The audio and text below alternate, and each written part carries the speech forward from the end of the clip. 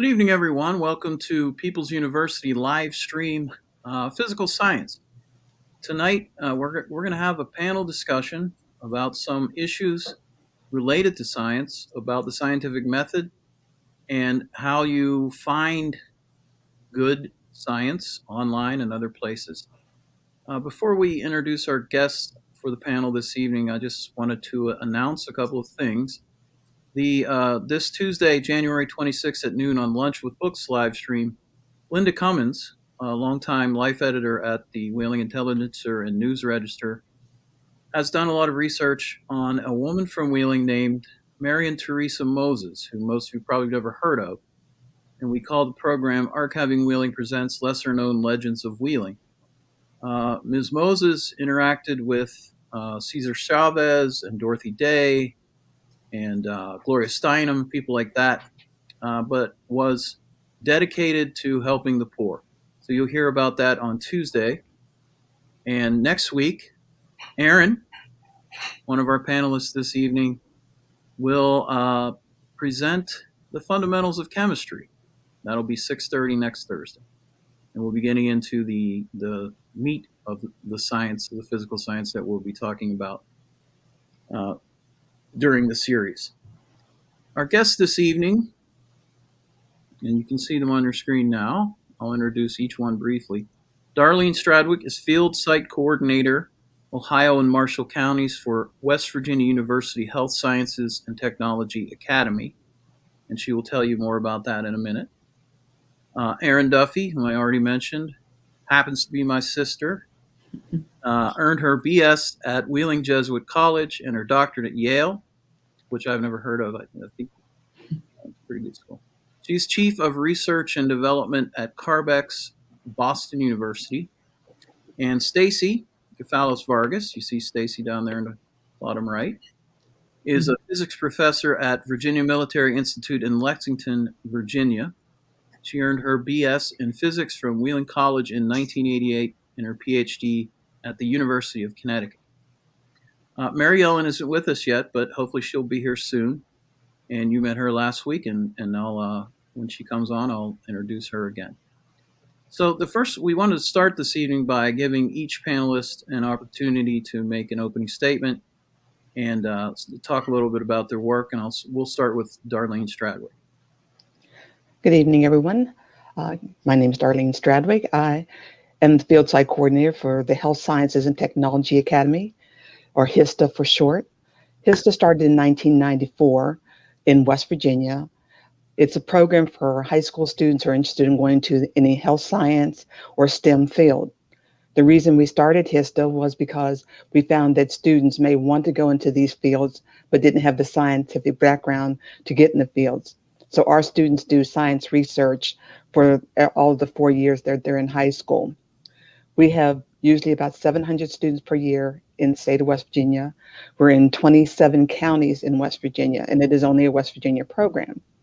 The students are either, they have to fit in one of 4 categories: African American, low income, first generation college student, which means neither of their parents has a 4-year degree, or they live in a rural community. HISTA currently is 69% female, 37% African American, 46% low income, 46% first generation. We've graduated since 1999. Actually, in 1998, we've graduated over almost 3,000 students in the HISTA program. Students that finish HISTA all through the 4 years of high school, they get their tuition waived all the way through med school if they want to go to. They can get their undergraduate, their graduate, and their professional degree.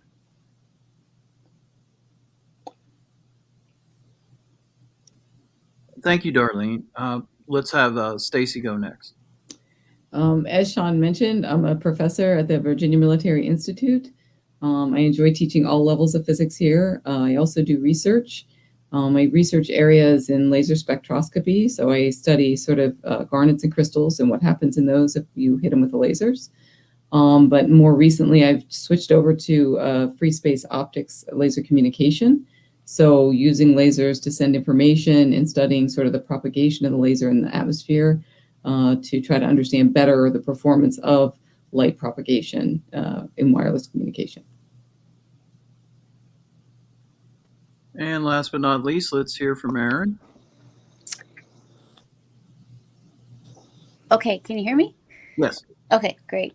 Hi, I'm Erin Duffy. Currently, as my brother said, I'm Chief of Research and Development at an organization called CARBEX. CARBEX stands for Combating Antimicrobial Resistance. The X stands for Accelerator. It should be an A, but for some reason the X is a better way to describe that. Anyway, we are a not-for-profit that's led by Boston University. We are funded by 3 international governments and 2 foundations for the sole purpose of supporting early discovery research and development of new antibiotics. So I think everybody today, we're all sitting in our respective homes, or in Stacey's case, in her office. But the coronavirus has changed the way we live. And a lot of that has to do with how prepared we were not for a pandemic like this. And though bacteria are different in the way they disseminate and spread, the constant threat of drug-resistant bacteria and their impact on people's lives is really huge. This comes at a time when large pharmaceutical companies, and even small ones like the one where I spent 17 years, have exited the space of developing new antibiotics. And so as we see more and more drug-resistant bacteria rise, we don't have the antibiotics to treat them. So at CARBEX, we have about $500 million that we intend to deploy to encourage small companies and large ones too, if they want to get back in, to do just that, develop antibiotics so that we do have a pipeline in the face of drug resistance. Okay. Sorry. I was just texting with Mary Ellen. She's had a little trouble getting into the platform. So I just wanted to let her know how to do it. And why don't we start with, first of all, before we do that, I forgot to mention that you can win this lovely Women of Science pint glass this evening. Just all you have to do is like our page, like our video, or ask a question or make a comment, and I will put your name in the drawing at the end of the panel discussion. So let's start with the elephant in the room. Okay, women in science. Science traditionally, maybe historically, was regarded as a male discipline. I think that's fair to say, right? Would you agree? Yes. What in your own careers have you encountered along those lines, and how did you overcome those challenges? Anyone want to start with that difficult question? But it's really one of the reasons we're here, to talk about diversity in this profession. So, Darlene, do you want to start? Yeah, sure. Some of the things, as I was thinking about that, I was writing down some things. We're not taught science, especially as African Americans. I was talking to someone the other day, the 2 people in history that they ever talk about was George Washington Carver and slavery. No one ever talked about the Black inventors, the Black scientists, the Black explorers that were out there. We were never taught about those things, and they were part of past history. I could see when I was in school not learning about Martin Luther King because those things were happening at the time I was in school. But the past and the history of things, especially, as I said, until I went to a program at Lindsley School. It was a Black History Month program, and they had this program called 101 Black Inventions. I never knew there were 101 Black inventions because we're not taught that, yes, Black folks have contributed to science, and women had contributed to science. And until Hidden Figures, I had never even heard of Katherine Johnson. Yeah. So, Stacey, you're at VMI, right? how did you get to be at VMI as a physics professor? How did I get to VMI? Well, actually, I ended up at VMI because I applied based on an ad that they wanted to start a laser research program. So it was purely that my research fit the institution. When I came, I was very skeptical and not sure that this would be a good place for me.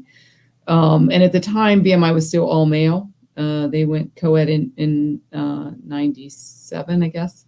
And so it was the last year. They were 95, 96. They were still all male.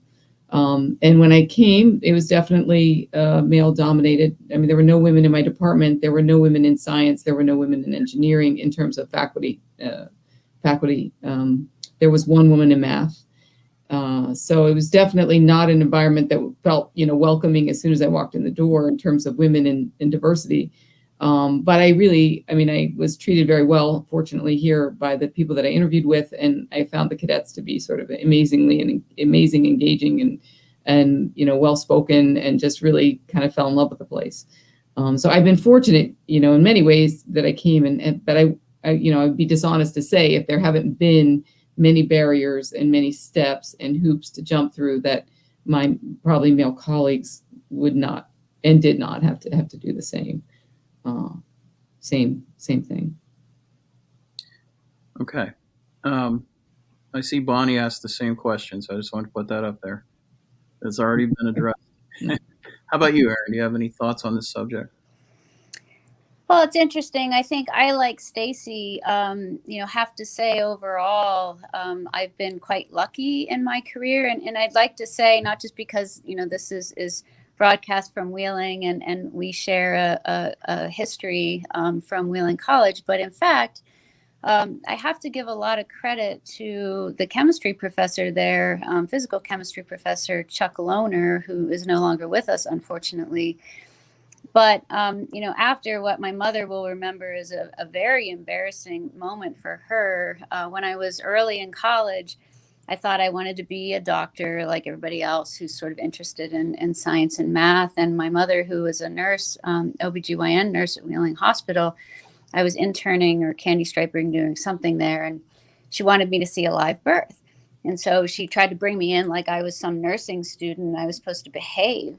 And it was supposed to be a moment where I could really see, life being born and what happens. And the whole scene I just never seen a baby be born. And the whole thing just was so overwhelming that I passed out. And so that sort of ended my interest in being a medical doctor. But I really liked science and math. And so it was Chuck Lohner who, again, very small school at Wheeling College, but recognized this and really encouraged me to apply for summer internships away from Wheeling to do some research, which I did. When I went to Yale, the interesting thing was there was one and only one female professor on faculty in chemistry, and in a faculty of probably 20 to 25. So that was notable. She was young, though, not too much older than I at the time. But my class was more than 50% women in graduate school in chemistry.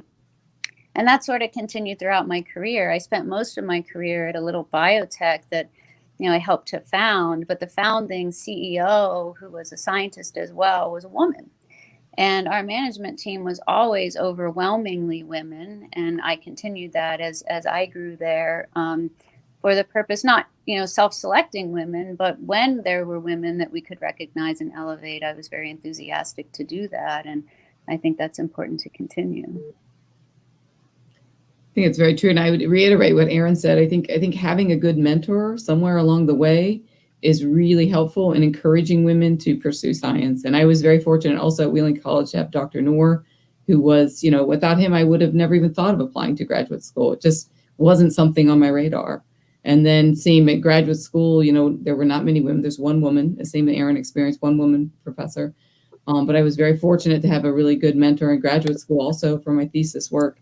And without those, I think for women, it's much harder. It can be much harder.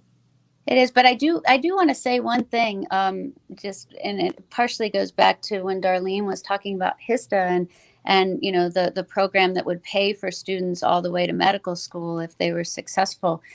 One of the things probably a lot of people don't know about going into the physical sciences for graduate school is that they pay you. So they pay your tuition and they pay you to be generally a teaching assistant or something like that. So where else can you get on the job training, get your education paid for, and get that experience? So just a little advertisement for those people thinking about science. It's not a bad gig. Thanks, Erin. And as you can see, everyone, Mary Ellen has joined us. We had a little. We scientists had a little technical. We're okay. We figured. I have been listening though on Livestream, so. I wanted to follow up with Darlene. You mentioned that you weren't told about the accomplishments of African Americans in science, and I'm wondering if that has changed and if there's an effort now that maybe you're a part of to rectify that. Well, in our program in HISTA, a lot of the mentors for our students are African American. They're people, and there are a lot of women who are doctors and have their doctorate degrees and work in the science field at WVU, at Marshall, at West Virginia State. We take the students to campus every summer, except we couldn't this summer. And the students get to work actually with women in science that are mentors for them. So they work with college students who are still in school getting their degrees, as well as professors who already have their degrees, so they know and can learn to love science. So that's a good part of HISTA, one that we, like I said, missed this summer because of COVID, and we couldn't take the students to campus. So thank you, Darlene. Mary Ellen, do you have any thoughts to add about, the gender, let's say, a barrier in science? Yeah, I was listening earlier, and it's interesting that some of the teachers that they mentioned are teachers I also had at Jesuit, and some of them were very discouraging to women in my experience. But one that I would pick up on was Dr. Noor. He was amazingly supportive, no matter really who you were or what your gender or color was or where you came from, was amazingly supportive. But at that time, and of course, mine was probably many years ago compared to others. But at that time, we were generally not encouraged, and things were said while we were in the lab, and it was an easy experience because we had cohorts that we related to. At that point, I honestly can't remember any people of color being in my class or my labs. And even stranger when I think back is we didn't even notice it. It was like, well, this is, here we are, all these white people in science. And in those days, it's sad to say it wasn't even that remarkable that it was that way. So hopefully we're going to make more leaps and bounds in that direction. But even when I went on from there to get a job and work professionally, there would still be remarks, and you knew that you were the other. Yeah. We had a comment from Kim Gruey, who was a professor in one of our People's University series, and she talks about creating a more anti-racist curriculum. So I just wanted to put that up on the screen. And we had another comment in which someone said the only female scientist they really learned about was Marie Curie. Yeah. We all learned about. That's a deficit too, isn't it? Yeah. Yeah. And I wanted to offer and ask the other people on the panel and people who are participating their thoughts on this. I'd come across an article a while ago when I was just reading on these topics, and it's called The Matthew Effect. And it's the idea, it's called that because it comes from the Matthew Gospel, a quote in the Matthew Gospel. But essentially the premise of it is that advantage builds advantage. And so if from the very beginning you don't have an advantage, that's a lifelong ding against you. And in the sciences, it talks about at universities where if you don't happen to get in to the university that's prestigious with a doctor that's publishing many articles and you're invited as a doctoral, all of that by that stage in your life, your advantage has built advantage. So if you can't even get to that point, how much more difficult it is just to have the slightest advantage to get your foot in the door in science. Well, building on it, let's shift gears a little bit, and I'm going to bring up a question that we talked a little bit about before we went on the air, and that is, what did I do with the question now? Oh, here it is. Can we trust research, scientific research that's been funded by corporations? And how do we make sure there's no bias or less bias? Maybe? Who wants to take that one on? Erin? Yeah, sure. As the industry shill, I guess I'll do that.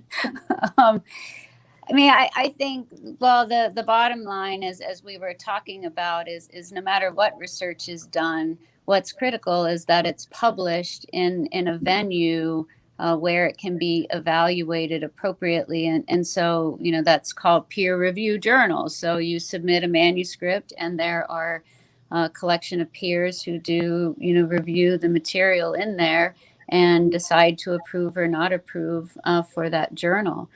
And I think that's the litmus test. It doesn't matter in the end who pays for it, as long as it stands the scrutiny of the community. Anyone else want to jump in on that one? I would agree with Erin. The same thing we had talked about before. The peer review process really is the only real vetting process I think that we have in the scientific community at this point.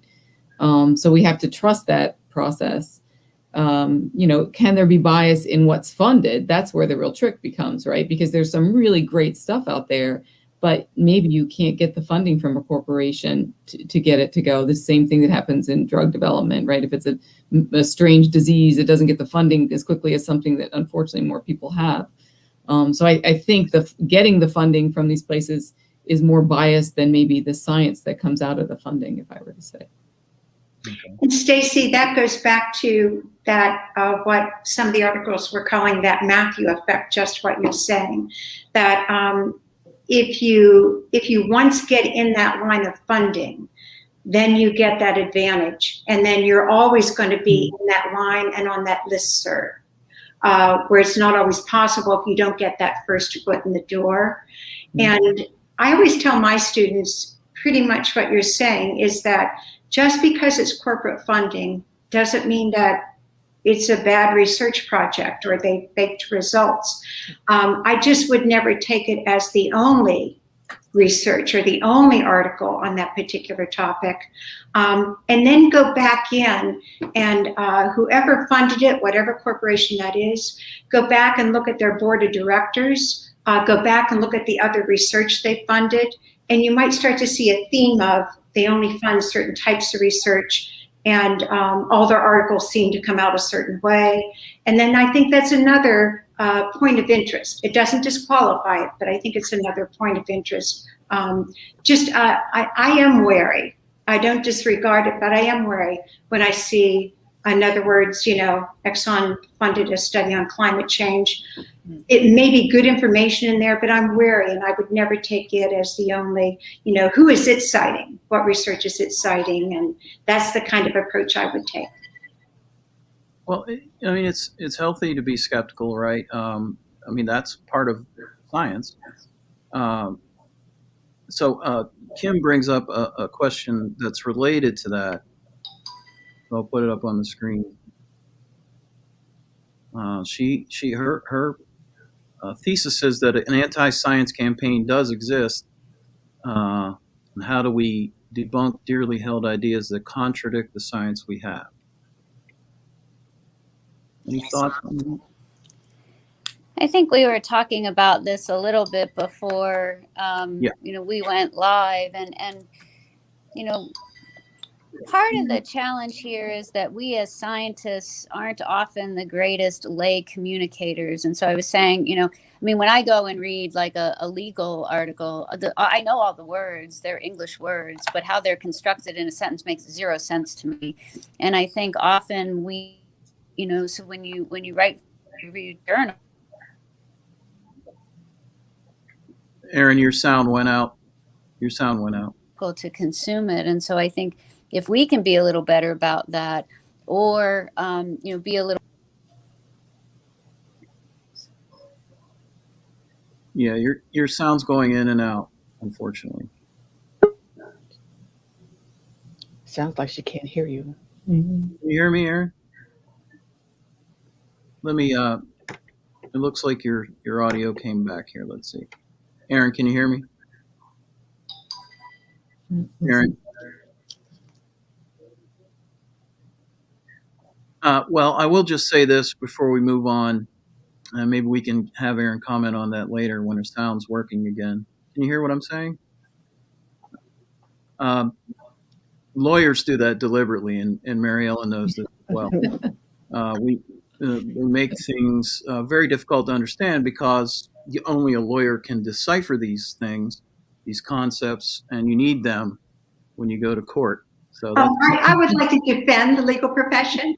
Go ahead, please do. I think some of that is actually, the technicality is in there, and it reads so awkwardly sometimes, but a lot of that is really necessary to protect all the different caveats and scenarios that come into it.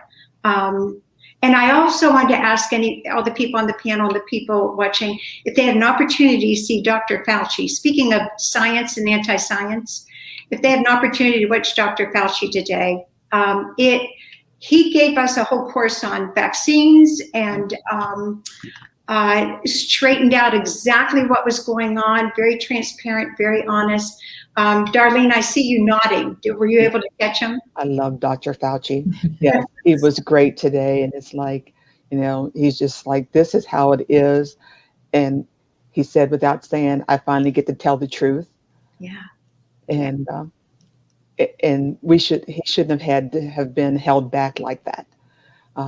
But we are where we are. We try to teach our students integrity in science, in their research, not to cheat at it. Because sometimes it would be easier just to cheat in your research and make up stuff. But we really try to teach them the integrity of their research. Darlene, I wanted to ask you too, have you seen a change over the years? I know you've been with that program for a long time and other programs related to education and science. Have you seen a change over the years in students' interest in science? It remains about the same, or it changes? There's more interest because we tell them that they can do the science. And when they do the research, especially over the last few years, we've participated in the West Liberty Science Fair. And they've won quite a bit. Wow, cool. And that really got them like, you mean they're going to give me a check? And so yes, because you did the research, you answered the questions, you knew what you were talking about, and it made all the difference. That's so encouraging to hear. Yeah, especially the women. Like I said, our students are 69% female now. Interesting. Erin, can you hear us now? Okay. I have a question for Darlene from Bonnie Thirst. Here it is. Yes, they do. They say 89% of our kids, well, I should say 99% of our kids go to college. 89% of them complete a 4-year degree. And 86% of them stay in West Virginia. So we're bringing back healthcare professionals, science teachers, and professionals back to West Virginia. I think we did a study of it, I think it's been 2 years, and found the number of kids that actually stay in West Virginia is phenomenal. I can tell you a story of one of my students who graduated from JM, and he's a doctor now. And he actually, it's such a give back moment. He actually did surgery on my son. Oh, wow. When he came around that corner, and it was such an overwhelming feeling of like, okay, I remember when you were 14 and now you're doctoring. So it was really exciting to see him. And now he's back in Wheeling. He's a doctor at Wheeling Hospital. Wow.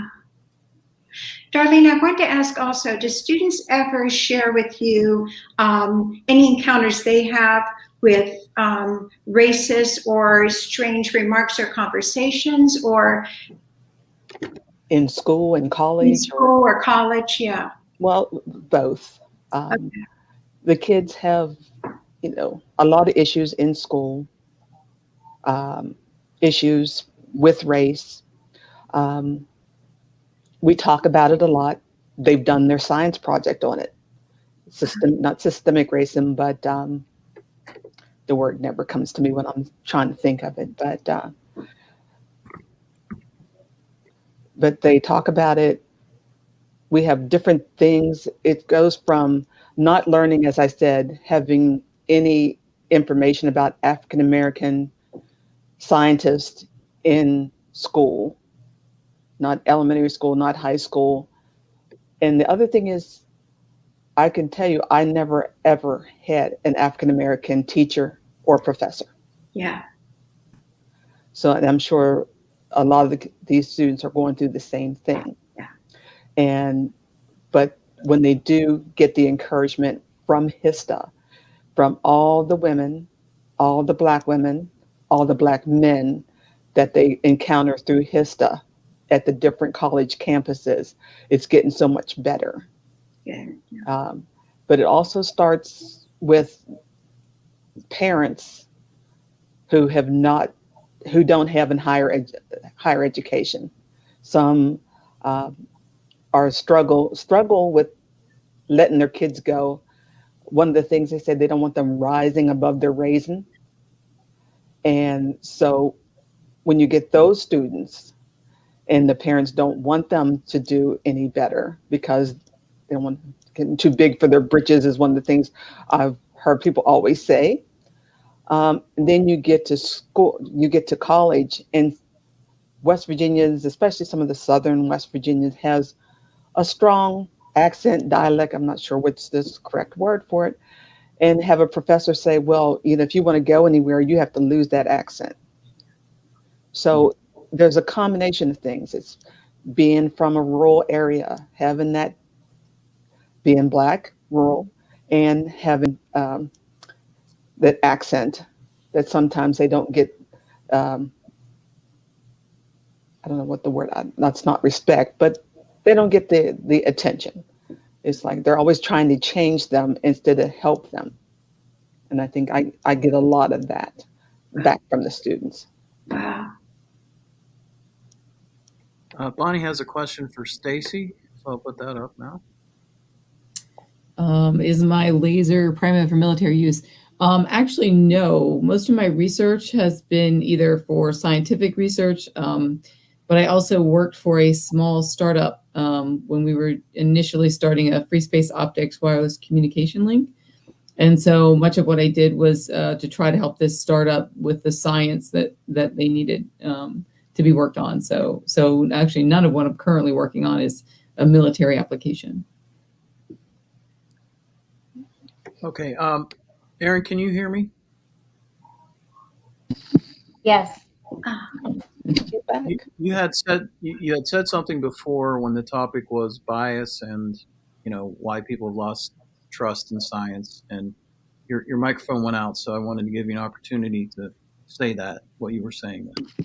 Oh, sorry. I don't know when I cut out, and you're going to hear that fan of mine because I'm back on that computer. But anyway, it sounds fine. Okay.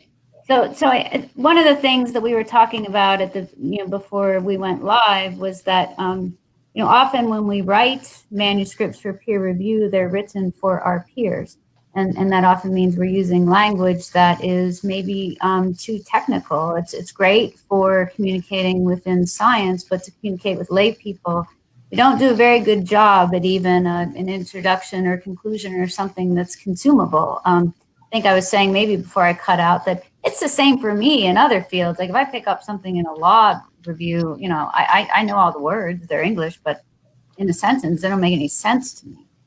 And so I think we can do a better job of maybe writing some opinions, you know, based on peer review that we've read in more popular science, or even, you know, in newspapers that, you know, can be consumable.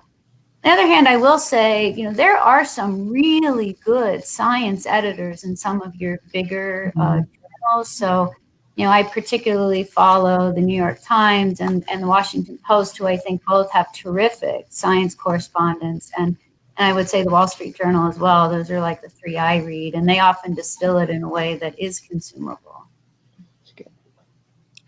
Another thing we talked about before we came on the air, and Stacey was talking about, the idea that if people don't have a fundamental understanding of science, you were talking about law, and I made a comment that Mary Ellen corrected me about lawyers. And I did go to law school, and I've worked for lawyers.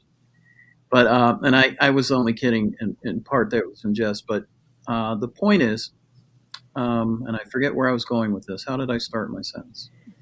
Stacey was saying yes. Something. How do we make science accessible?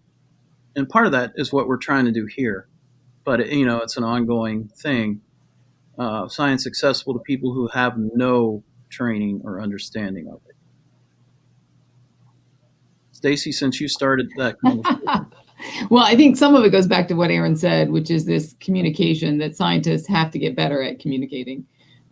Before we came live, I was saying, you know, I really want, like, you know, instead of Fox Sports Live, I want Science Live 24/7 on the radio, talking about science and getting the word out there and sharing ideas.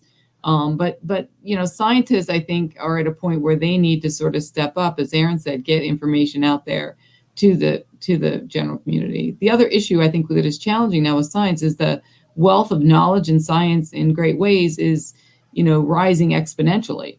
And so as a scientist, like if I'm doing free space optics in my lab, it's almost hard for me to communicate with somebody on a topic unless you're doing free space optics like I'm doing.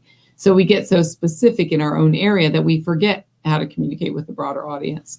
And so I think we as scientists are at a pivotal point where we need to start, you know, vetting out in more public places in general knowledge, you know, use to the public. And it can't all be done through the internet. I don't know. I mean, that's the easiest way, but there needs to be other venues to get this information out to people so they trust us again. And I think it used to be that it was discouraged. I mean, scientists were discouraged from speaking on a general platform about any topic that even verged on, you know, political or controversial. And there was kind of a, I feel, understood agreement in the scientific community that if you put yourself out there like that, you know, we're going to reserve what's going on as far as more funding and all, because you're just a little too risky going out in public like that, making these statements and pronouncements that, again, if they're on controversial issues. So I think for years, scientists were discouraged from doing anything in public that wasn't, you know, pure, just generic kind of information. And I think it's just been recently that several scientists have felt brave enough to step up and say, you know, this is what we really found. This is what the evidence leads to, which I think is a good thing. But they will get attached. So I do feel for scientists who are simply providing the information and the evidence on anything that even verges on political or controversial, and hopefully that's changing. Yeah. One of the things about science that a lot of people maybe don't understand is that science is, you know, it's a evolving knowledge, right? Mm-hmm. You can be wrong, and it's okay to be wrong. Let's talk about that. What does that mean? Well, I think that was super evident in what was happening with the pandemic. because it wasn't that the science was bad. It was we were trying to learn so fast and what to do and how to stop and what to, and unfortunately the political piece played in. But overall, the science, there's going to be times as scientists where if we don't have the time to think, observe, and pause, then we're going to really have a problem. And so I think we got caught up in that in the pandemic for sure. Any other thoughts on that one? Yeah, the thing about the pandemic, though, is that I learned was seeing the different people talk about it. And for me, it was seeing the African American scientists, the African American doctors, and all these people who were talking about science and helping these kids to understand. It's really a lot easier when you're learning something from someone who looks like you and saying, "Trust me." And I think that was one of the things that really came out in this pandemic was that there are doctors of color, people of color that are out there. And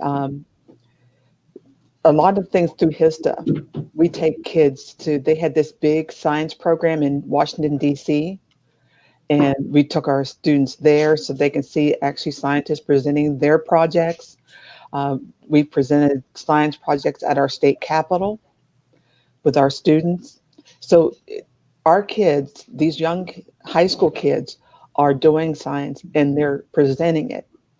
And for probably the last 20 years, we've been doing hands-on science at Ogilvy Fest.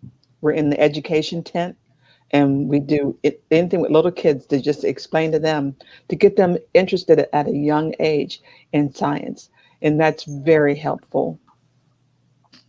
Excellent. One of the things I wanted to say, on this topic is that if you don't fail, you actually don't understand the bounds of what you're asking. So, you set out in a hypothesis and, it's sort of the world is flat concept in a way, until you sort of make a mistake and realize that maybe it's not. It leads you to think more broadly about, your hypothesis and your project in general and what your goal has to be. And that's even hard for scientists because there are incentives if you do well, if your experiments work, and you have to train that out. Mm-hmm. Yeah, let me share this comment from someone whose children are watching tonight, I believe. And it's a long comment, so I'll let you read it, and then we can talk about it. Mm-hmm.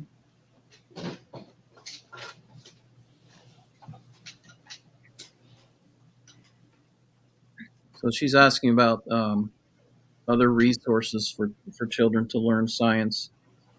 I'm curious, could you give us more information as what you're describing as the a la carte method of teaching science? I'm sure you heard that, Erica. Let us know what you mean by that. I think Mary Ellen had a good point in her talk a while back that there is this challenge of what are we doing to squash the curiosity of our students from kindergarten up through high school?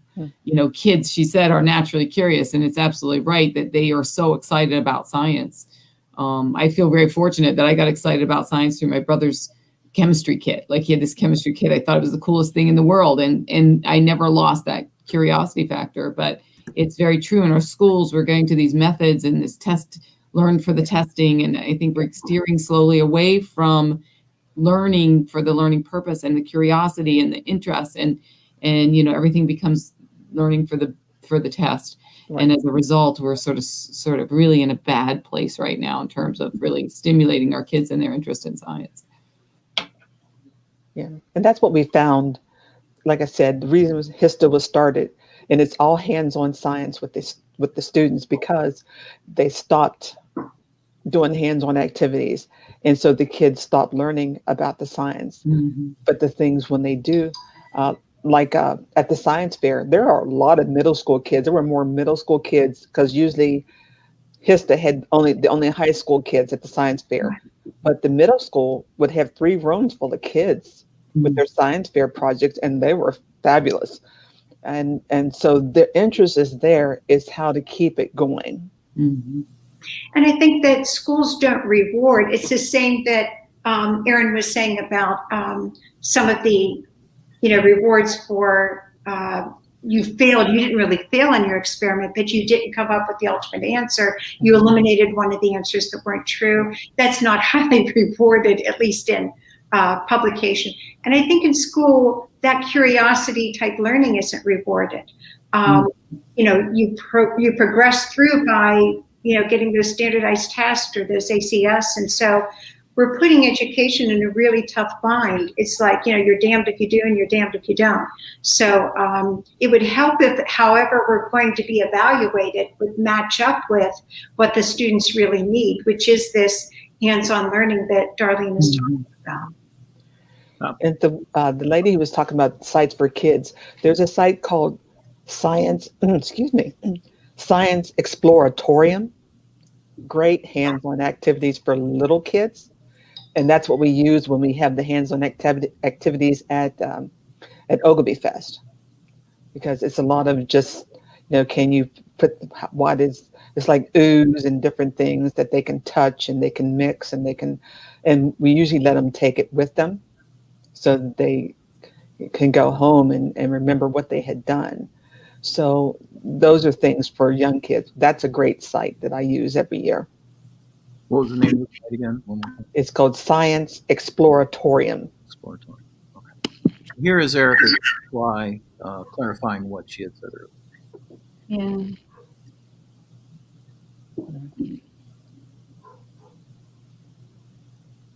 Yeah,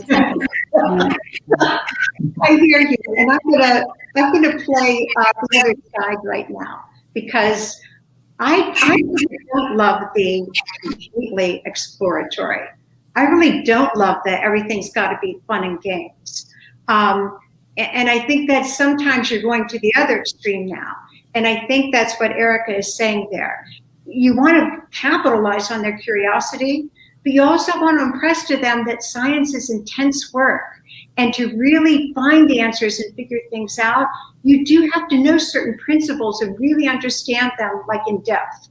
And of course there's a balance there where they can both be done, but I've seen the other extreme where it's all just, fun and games and what do you think you discovered, but I'm not sure they really learned very important fundamental scientific principles.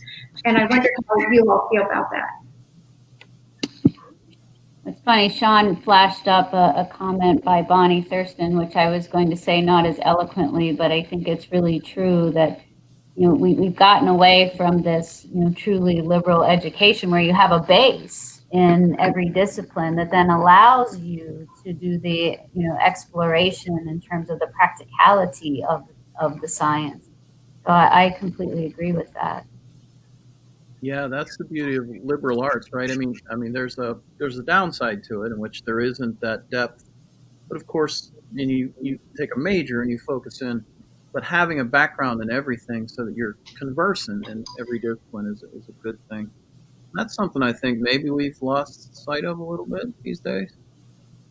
Anyway, but also, I think it's very teacher dependent, so it's interesting. I mean, I'm obviously a chemist by training. The number of times I've gone to a doctor as he or she is about to prescribe, some medication for me, and they say, "Oh, you're a chemist? Oh man, I hated chemistry."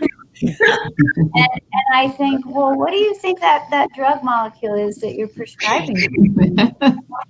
And but their experience, if you dig deep, you realize that it was all. I saw comments about sort of learning for SATs. So if you're learning and memorizing just to do the test and ultimately the strategies for doing well on your MCATs or whatever, that's very different from learning fundamental principles and how to apply them. Yeah.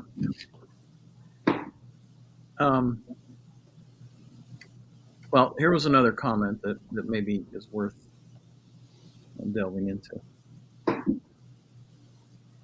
Yeah, we even tried to go to middle school and do like a pre-HISTA program.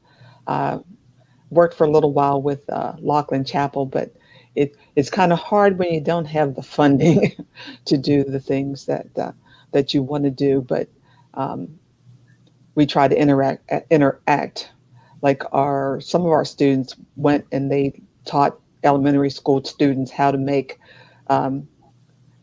sunglasses, or they go to elementary school and they work with them on not quiet room. Yeah, I think it is quiet rooms and different things. So they actually work with elementary school students for some of their research projects that they're doing to get them interested in, so why are we doing this? What is the science behind this? And so they can talk to the students, the elementary school students, about why they're doing it. And it's mostly like third grade, I think, that they work with a lot.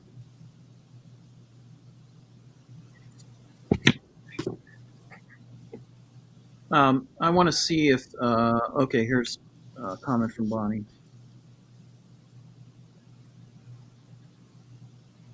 Again, Bonnie said more eloquently what I was trying to say about, having being conversant in many areas and then delving in.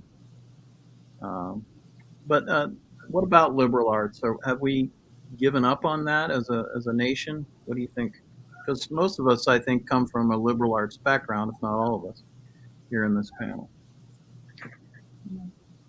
I don't think we've given up on it. I do think, in STEM, the level of learning has increased in terms of what materials out there you need to know is way more than I started in STEM. So balancing, like, how much do our physics majors need in physics versus all these other pieces, it can be a little more of a challenge to keep it. But I think we've gotten rid of some things, like maybe the language requirement, but we've kept other things that to be able to sort of balance. Anyone else with thoughts on that? As Hope just mentioned, that the core curriculum has been greatly reduced, and that's true, isn't it? And I can't stress enough how tough it is when students can't really read. I mean, it's something like Erin was saying about, law. They can phonetically read, they could pronounce it out loud. But if you ask them to research something, I mean, even without delving into heavily technical terms, the reading skill is like off the charts, where, unless they're watching a video about it or someone's telling them about it, to ask them to find information to figure out stuff through reading, there's a real loss there. And I think that's connected with the liberal arts, where in those disciplines, I think reading is stressed in at least in the high school level, much more. I know some courses in chemistry and in college levels too, they don't even have text anymore. It's like little YouTubes and PowerPoints, and I sound like get off my lawn here, so I'm going to. We all kind of do.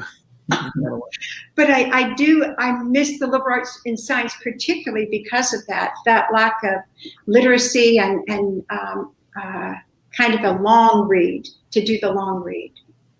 Yeah. Anyone else have thoughts on that before we move on? We're up against the hour, so I want to make sure, does anyone out there, I mean, we've had a lot of great comments and a good conversation, have a question for the panel that you've been dying to ask about science. This is your big chance. We have 4 scientists and me. Kim has a comment.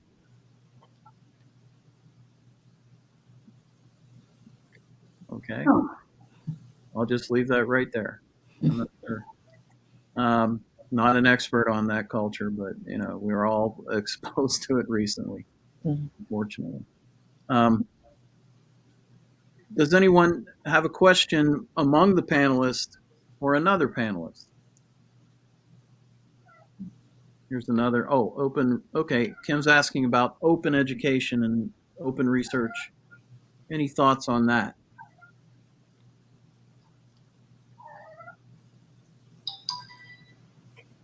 I'm not sure what that is. I'm not either, sorry. Could you give us more information? Are you meaning some of these open source periodicals for publishing? Yeah, so I mean, there are a few, you know, in the biochemical sciences that we contribute to, and I do read. I think probably the biggest threat with them is the threat to the revenues of the journals that aren't open access. Yeah, there's what is it? The Students' Library of Open Science. There are a lot of really good websites now where they don't have that paywall. Those to public. Right. I mean, they're still peer reviewed. There's just not, you know, it's just consumable immediately, which is good. A lot of textbooks have also shifted to open resource textbooks in colleges, just based on affordability. I mean, textbooks have, you know, skyrocketed in editions get more costly. So open source textbooks can be a great way around that. We're just free. But unfortunately, that goes back to the back on the computer and the visual piece learning versus, you know, textbook and hand reading. Same in theory, but not quite. Kim says, exactly. Do you think this can open up science?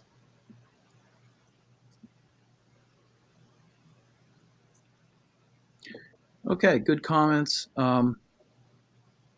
We're up against the hour, so I want to ask the big question, the looming question, the reason we're here, really. The reason I wanted to do this first part, this introductory part of our series, and we're not going in great depth into chemistry and physics, you know, 2 classes on each, but it was all part of the same thing motivated. That is the loss of trust in science nationally, maybe even internationally, sort of anti-intellectualism we experience on a daily basis. How do we win people back to believing in science? We talked about Dr. Fauci earlier. He has his fans, he has his detractors, probably 50-50 or roughly there. It shouldn't be that way, right? So how do we win back that trust in science? That's my question. Who wants to start? Stacey? I guess I would say do good science, right? The more we get good science, the more we get results that work, the more we get technology. I mean, you know, everybody loves 5G. Does that not come from science, right? I mean, so I don't know how to balance it. Everybody wants the technology, but if you want the technology, you have to believe the science. And that doesn't mean just 5G. It means, you know, drug research. It means all pieces of science. I'm not sure how to sway people back to believing in science. I wish I knew the secret, other than, you know, getting the word out there that there is a commercial underlying. It says, I'm the scientist working on 5G. You know, maybe they should be more broad and open and say, we are the scientists, you know, make it very evident that without us, you wouldn't have 5G. I think that's part of it. I mean, I'm going to sound really old here, but I do feel that, you know, the world of you know, the worldwide internet and social media, et cetera, gives basically anyone and everyone a platform to share what often is opinion and not fact. And I think for whatever reason, we're generally a culture of people who want to believe that outright. And so, you know, I mean, this whole climate change discussion, sure, you can point to one bad piece of science, or you can point to the 100,000 pieces of quality science. And so how do we drown out? And I think we have to do it more as a community of challenging people in some sort of way that isn't acerbic, to say, you know what, on balance, there's really good stuff here. I was saying, you know, before we came on that, you know, last week I saw, and I can't remember in what, you know, news report it was, or magazine, but there was an article by Robert Kennedy Jr. You know, so again, the name is well known, so that sort of gives already a credibility. But it was stringing together a series of facts, which may or may not be related, about deaths coming on the heels of a coronavirus vaccine. You know, without talking about the ages or the comorbidities or anything else that might have been happening, but stringing together a series of facts where then the ultimate expression was, these vaccines are not safe and these companies aren't doing the right studies. And, that's just really a pity, actually, because it misses so much of the good stuff that has happened, and the reasons for why the trials aren't as long as they would normally be, which is people are dying, okay? And so they're going to continue them and learn over time. And so I think we have a responsibility as a community of humans to push back on those kinds of things and not let the outliers win. Yeah. Related to that, I couldn't help thinking when Stacey was talking about 5G, there are all these conspiracy theories about 5G, Yes. That people buy into with no evidence. Yeah. And so where did we lose critical thinking? Right. Yeah. I mean, it does stem back to the internet, social media, that we have no control of this information that is just that people can read and looks like facts, right? So I don't know how to disrupt that. Yeah. And they're the loudest people. Yes. The ones with the misinformation are the loudest ones, and they get passed around so quickly. And no one fact checks anything. Yes. And Sarah mentioned, people don't understand fallacy. So, logic is part of the problem. And also, I think it's, the politicization of science. It's not just that they reject science as a field. It's that it's been so politicized that we're not even talking about science anymore. That's a good point. Too much talking about what they believe instead of what they know. The all caps. Yeah. Yeah. Yeah. And Kim has a nice thing, and I couldn't have said it better myself. So I think that we'll end on that comment. And let's do our drawing for the winner. And by the way, I'll point out that this little pint glass, someone said earlier, we've only heard of Marie Curie. Well, there are at least 20 women scientists right on here. All right. Study them while you're having whatever beverage you choose to have. So let's draw our winner. This is the most exciting part for me. All right, reaching in scientifically. And the winner is Bonnie Thurston. Good win. She maybe made the most comments and asked the most questions. So thank you all. Excellent discussion. And I encourage you to look at all the great comments on Facebook and on the YouTube channel, People's University. And thank you all who attended. And join us next week when my little sister, the chemistry genius, will teach fundamentals of chemistry, which she has to review for the class. Okay. And Mom, I know you can't see me. I don't need to hear about it again. But anyway. Thanks, everyone. Thank you. Thank you. Bye, everyone. Bye.